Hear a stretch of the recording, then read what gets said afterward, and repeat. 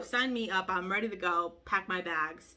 That's a great deal. I did want to spend. I said, Disney, take my money. And they wouldn't. Here, I'm being really open and honest with you guys. And so we had to come home with one. It's really not necessary. Oftentimes, this is embarrassing. But hello friends, and welcome back to another video. Today we are talking about the elephant in the room, and that is how much Disney cruises cost, what we spent on our Disney cruise. You know, you hear so frequently, oh, I could go on X number of other cruise line cruises for the cost of a Disney cruise. And I also did a poll very recently on my Instagram. Little plug here, go follow me on Instagram at Alana Zingano.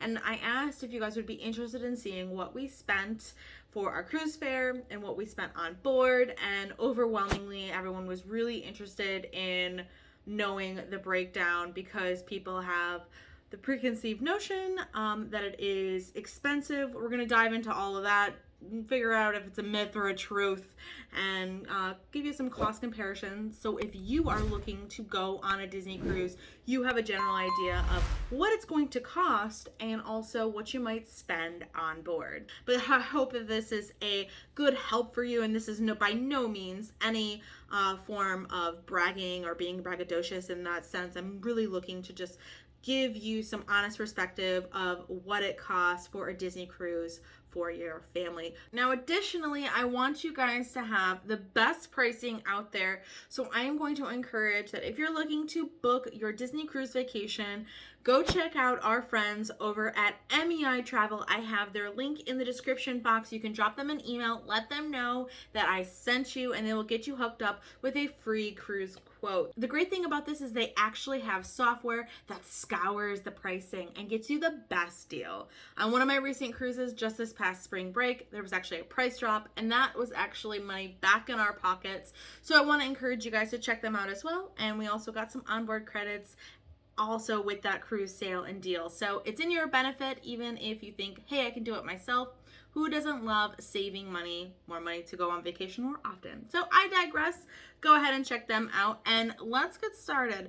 I guess we will start with the cruise fare. How much it cost for the Zingano family to get a grand welcome aboard, to just step right on board the ship. Disney Wish, please welcome aboard the Zingano family! We're on the Disney Wish, Valencia! We've made it on board! So some of you may know that this ship was actually delayed. It was supposed to come out a little bit sooner than it was, but due to the world we live in, sometimes things don't go as planned and they get delayed these days. Fact of life, I guess. So what happened was our reservation was canceled and we had to rebook. Now, our friends at MEI were able to get us on a 4-day cruise for the 3 of us. Now, currently the Disney Wish is offering 3 and 4-day cruises. Because it is so short, because it is a brand new ship, we did opt for a 4-day.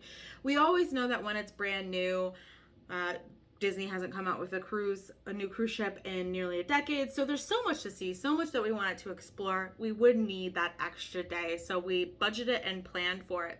Now, because we did have a reservation that got canceled, we did get a little bit of some benefits, but I will share with you what our fare was. So it was a party of 3 traveling, and I've actually started to share our experiences on board. So if you're missing any of that and you want to dive into the deeper of what it was like on board now that we're home, I've actually posted the cruise logs, link in the description, so you can check those out as well.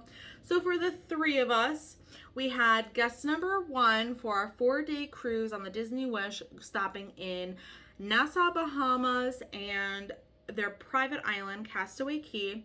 Guest number 1 was $996, and that was times 2 for 2 adults. And then additionally, a child fare, so guest number 3, Valencia, was $360. So the way my brain works and how I look at pricing when I'm looking at booking a cruise, I generally look at the price per day. That's just kind of how I know before I look at the taxes, fees, gratuities, port expenses, things like that sort. I look at that raw number and I kind of divide it by how many days. So that comes out to $250 a day. Now we're talking a brand new ship, and we're talking Disney. So we know the price point's already higher and we know it's a brand new ship. So I think that is a great deal for giving those two factors. Now, if this was another cruise, an older ship, a cruise line that I've been on before, etc., I would not pay the $250 a day. My sweet spot of what I like to pay is in the ballpark of $100 a day per person before you add in the taxes, fees, gratuities, and that's give or take, but that's kind of like what I think is a good deal. Anything under $100 a day, woo, sign me up. I'm ready to go, pack my bags. That's a great deal. And we have been seeing those great deals recently, as well as all the cruise lines are up and running with all their ships in the fleet on board. So we also had the taxes, fees, and port gratuities. So with the 2 ports on the itinerary, which we did visit, it was $245.79 for the 3 of us. That gave us a grand total of $2,597.79 for our cruise fare. Now, I don't know. I think you guys should tell me in the comments what you think of that fare here. I'm being really open and honest with you guys, so if you enjoy seeing this type of content, be sure to give this video a big thumbs up and subscribe. It's free. You can also hit the notification bell to be notified when I post another new video, spilling all the tea just like this. So we didn't buy quite a bit, and because we travel so frequently, we also travel on a budget. So that was what was out of pocket, straight out the door to get us on the ship and have that grand welcome and start off to have that great experience. Now, we didn't buy quite a bit when we were on board. There were some things that we opted out into, but we didn't walk away with just paying that price. There were extras that we did opt into, so we'll dive into that in the second part here. So things that we didn't buy, and this is what's going to help you if you're looking at trying to figure out what it's going to cost you once you are on board. Now they say, depending on how much you spend on your cruise fare before your cruise, a certain percentage of that you're likely to spend on board. So just as something to know, I believe it's about 30%. So 30% of your cruise fare is likely to what you're going to have as your on-board spending. Kind of interesting. I'll have to do the math on that and see if that's accurate for us for this time. But things we didn't buy. Drinks. So we hardly ever drink, and because this was an exciting sailing to where I want to capture a lot of content, I don't find myself drinking. But for you to know, a beer in the Keg and Compass averaged about $7.50, and a cocktail was about $13. Another thing that we didn't purchase, surprisingly, was the internet package. Now Disney's actually rolling out a new program to where it's unlimited internet. It used to be like pay by megabyte or just pay by day. This is different now, and you're gonna see it across all the ships, but this is basically, they have a basic, which is $20 per person per day, or they have a premium, which is $30 per person per day. Now we normally do get internet, so it was kind of interesting for us to just opt out of it, and it was new, so I was thinking maybe we should try it, but we were so busy. We had cell phone service in Nassau, Bahamas and Castaway because of our cell phone provider. We have service and internet in the Bahamas that we just opted out. We only had one sea day. We had service in Port Canaveral, obviously. So it was just, the hours in the evening as such that if we didn't have internet, we would have bought it and we needed it in such. We went without. Saved us a little bit of money given the cost. So the other things that we didn't do that you might be interested in purchasing is some of the specialty dining.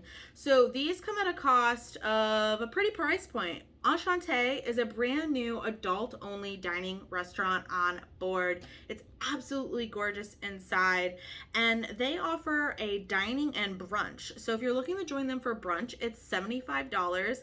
And for dinner, it's $125. Palo is also on other ships, so you may have heard of this dining restaurant, but it's another adult only dining experience. Now, they also offer brunch and dinner, but this is a price point for $45, or you can order a la carte if that serves you better. Now, with it being a shorter sailing, I would have needed maybe a 7-day sailing for us to squeeze those in. Given we also have our daughter, who's 2.5 at the time of sailing, she would need to be in the kids club to not experience these restaurants. Obviously, she's not allowed.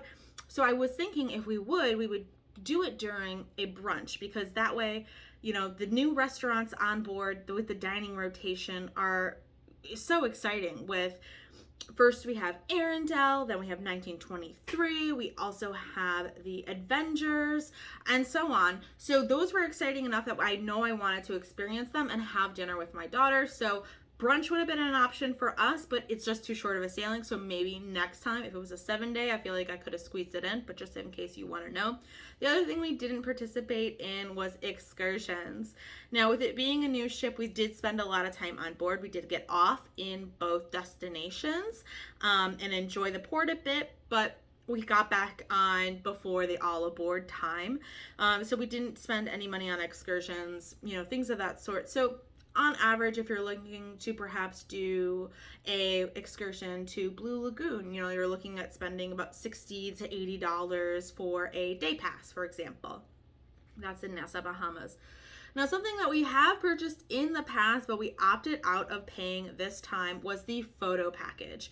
The photo package is broken down into a few different ways. You can buy the all-inclusive, every single photo that they take, or you can purchase it in lumps of 10 or 20 photos, and this is great with all the character photos that you did take. Now, this is something too that I thought about wanting the purchase, but I actually didn't. If you do buy it on board, it will save you about 15%. So if you book it in advance, you're going to get a deal of $195 rounding up here, or if you book on board, it's $230. So cost to you here. Now, something that I did want to spend, I said, Disney, take my money, and they wouldn't, was Bippity Boppity Boutique. They do these transformations here as the fairy godmother apprentices do their magic and do transformations for these kids from 3 to 12 years old. Now, there's the kicker. They had to be 3 years old. So unfortunately, Valencia wasn't able to participate in this. If I wanted to buy a t-shirt, I could as a souvenir of the experience, and she didn't get to participate in it, but we'll hold off until another time. Those transformations start at $99. Kind of pricey, but they do get glammed up. It includes a costume and a certain type of experiences, so that's something to note as well. And they also do like specific ones which are kind of cute for Pirate Night or Captain Minnie or Captain Mickey. Also, side note, if you're looking into this and if you're a fan of Disney ears, there's a Disney ear that is only available with the Captain Minnie transformation. So I tried to buy it and I couldn't. I had to buy the experience. Well, and I'm over 12, so you know how that went. I didn't go home with it here. So now let's jump into a little bit of what we did spend on board. So you can kind of calculate in your head, maybe you would go to Enchante, maybe you would do an excursion, maybe you would have a mental checklist of what you would spend some money on, and then I'll share those other optional items that we did spend. So I mentioned that we traveled with our daughter on board, and that if I was going to do certain experiences, she would be in the kids club, and that's right, she did go. So with her age, 0 to 3, they're in the nursery, and the thing with that is that it's a paid experience. Once they're over that age, they're in the Oceaneer lab, and you don't have to pay. But under 3, because most are still in diapers and things of that sort, they're taking naps, they're in cribs, all of that such, it is $9 an hour. Now, this is a steal, honestly, if you know what babysitting costs on land. The thing of it is too, it's great because if you have more than one kid, they actually discount the second kid to $8 an hour. for the second child. So 9 for the first, 8 for the second. And we winded up putting her in there for a couple different hours throughout the cruise to have a lot of fun. Honestly, she loved it. She never cried. She loves playing with the other kids. It's a lot of good exposure and stimulation and to hang out with kids her own age, honestly. But we did spend $81 in Kids Club, so she did go for about 9 hours. Right. Additionally, we viewed and spent some money in the shops. We didn't just window shop. We went to the shops. So Mickey's Main Sale, go get your goodies. We actually did an entire video on where to shop on board. There's quite a few different stores on board. And if you saw those price points in those videos, you know that things have Disney prices on board. So let me share with you some of the souvenirs that we came home with, which racked up our bill. First being some Disney ears. Okay, I do have a very small collection of Disney ears. This still has the tag on it, as you can see here. But these ones are kind of pretty. I do show these in the video that I already posted, but these are $45. They're special inaugural ears. They say inaugural sailings on them. On the side, it says Loungefly. That's like the brand that it is. So very special for this. And I also got another pair here. This is a brand new type of style with this type of strap here. So I had to get this. These ones are incorporated with Disney Make-A-Wish. So they have money going back to Make-A-Wish from the profits. So I thought that was kind of nice. It has a little captain's hat with the Disney Cruise Line logo in the middle here. And this was $35. So cheaper than the others. And these are supposed to be, they're very soft. So it's different and not as like tight if you have a big head. You kind of goes behind your head underneath your hair, but so I did get 3 pairs of ears. You know, Valencia and I can do a little matchy-matchy, and perhaps a friend will want one of those that I picked up for. So $45, $45, and $35 for that. Now, the next thing that we got is, well, you can notice I have quite the ship model collection here in my filming studio, my office. And we do have quite the tradition now of getting a ship model every time we go on a cruise ship. And so we had to come home with one. So our ship model collection has grown with the brand new Disney Wish. We actually had the captain and hotel director sign this, and then they dated it as July 2022, which I thought was kind of cool. A very nice favor for them to do for us. And this was $50. The other thing we got here was this ship plushie. I thought this was really fun addition to here. So just spending some money on some collectibles here, items for us to remember the trip. $23 for this plushie. It kind of looks like a dog toy to me. I don't have a dog, but I think it's kind of fun. Definitely looks great in my opinion in my office. So worth it. Yes, I think so. Does it look like a dog toy? Let me know in the comments. And now that last cost that we had is something that you can actually pay in advance so you don't have to see it on your cruise statement at the end of your cruise, and that is gratuities. So gratuities are something that you pay, and it's $14.50 a day per person. So this was a 4-day cruise. It was $58 a person times 3. Even the kids pay the full amount here. And something to note that's interesting is that they actually provide a sheet in your stateroom that shows the pricing that it goes to what crew members on board. So we had our server, assistant server, head server, and stateroom host, and the breakdown cost of who gets what. Now, if you wanted to change this, you could go to the guest services and you could allocate different amounts, or you could leave it to the set amounts. And they actually give you little envelopes too to use the perforations here to hand this to them. It's really not necessary, but they do that anyway. You could also just use those envelopes to do an extra gratuity in cash, which on top of this, we gave them some extra cash as well as a thank you, because they go so above and beyond. Not every cruise line will go ahead and help cut Valencia's food as, you know, a nice little thing.